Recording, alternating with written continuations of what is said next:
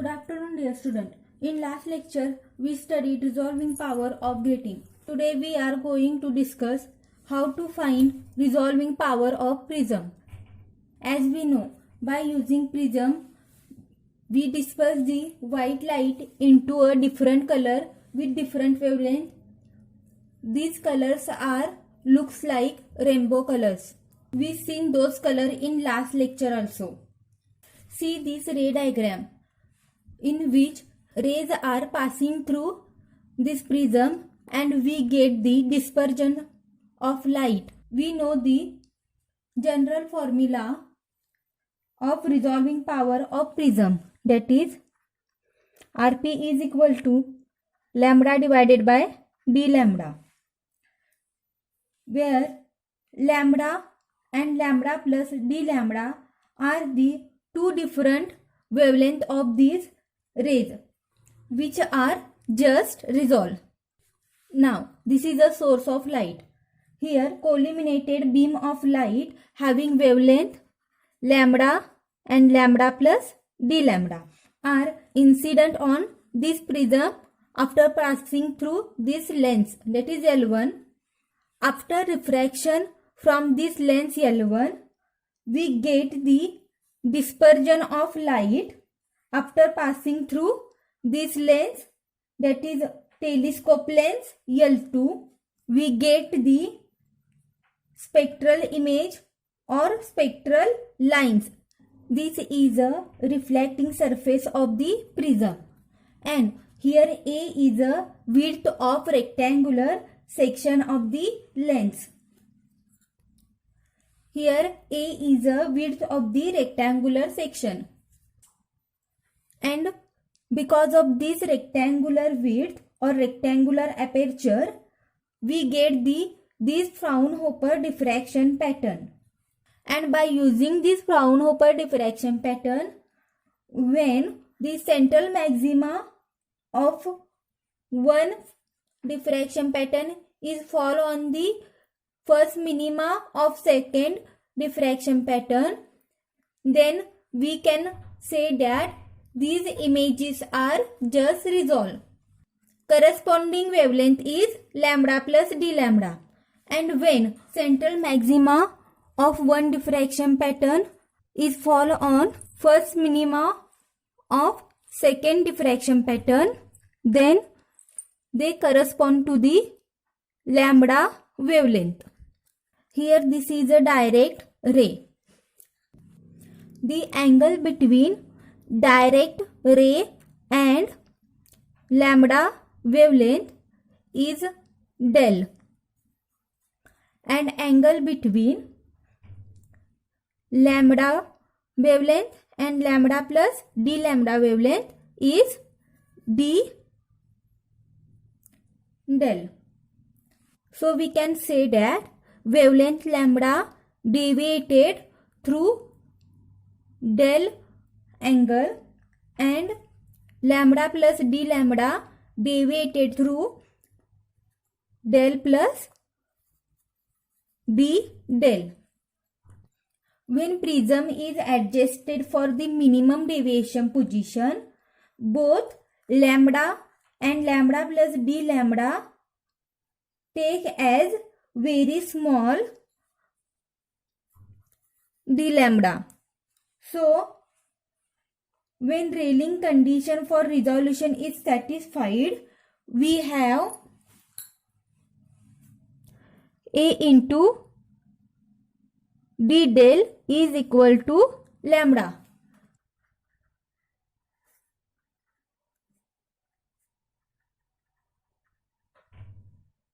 When Rayleigh criterion condition is satisfied, we have A into d del is equal to lambda.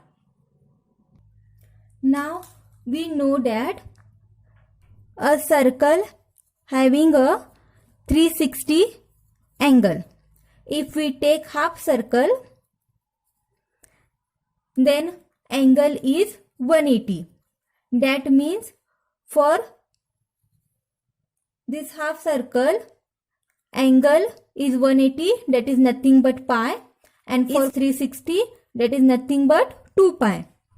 Now here if we take angle like this, then we get half circle. So we can rewrite this half circle is equal to, which is nothing but pi. So pi is equal to alpha plus a plus again alpha plus this angle is del from above figure. Now rewrite this equation. Pi is equal to 2 alpha plus a alpha del.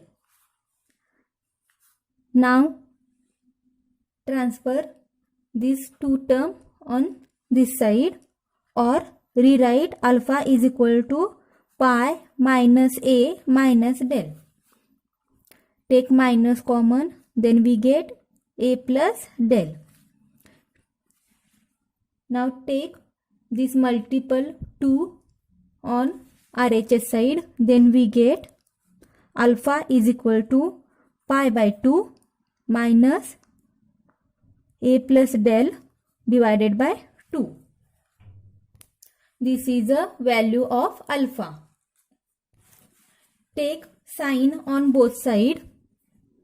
If we take sine on both sides for this equation, then we get sine of alpha and sine of this, that is sine of pi by 2 minus a plus del divided by 2. According to trigonometry formula, we know that sine 90 degree minus theta is equal to cos theta. Now apply this formula for this equation, then we get sine alpha is equal to cos of theta. Here if we comparing these two equations, then 90 degree means pi by 2 and theta means this. So we take here theta only. So cos a plus del divided by 2. For the value of sine alpha, consider this alpha angle. If we take this triangle which is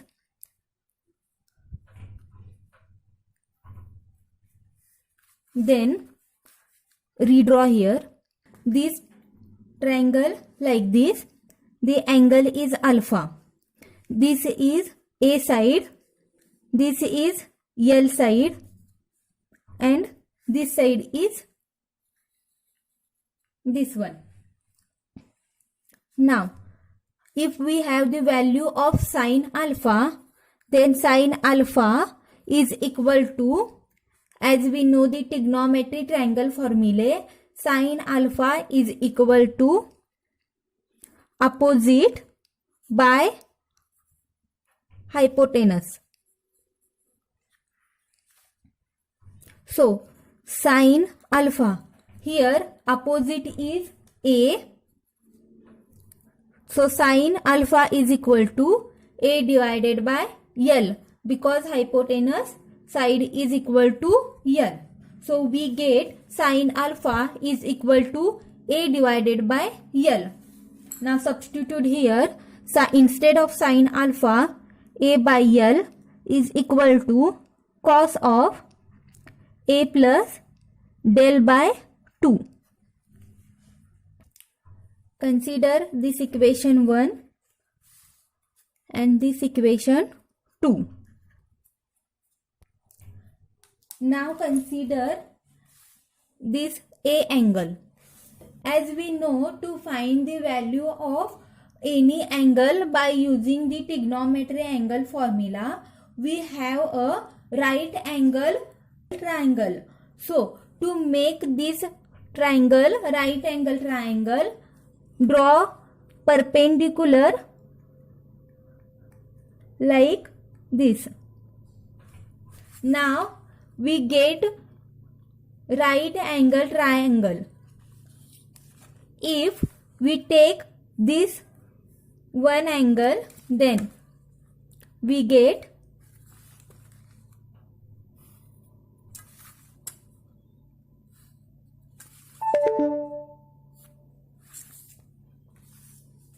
here we take a by 2 angle. Because of this perpendicular line, angle become half and this side also half. So we take t by 2 here and L side as it is. Now if we have the value of sine a by 2, then sine a by 2 is equal to opposite by hypotenuse. Here opposite side is t by 2. So write t by 2 and hypotenuse side is L.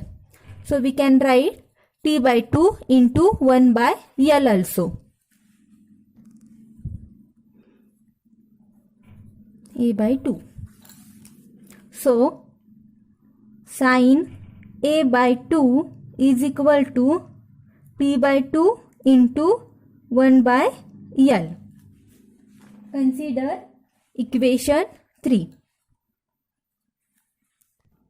Now remaining part will be continued in next video.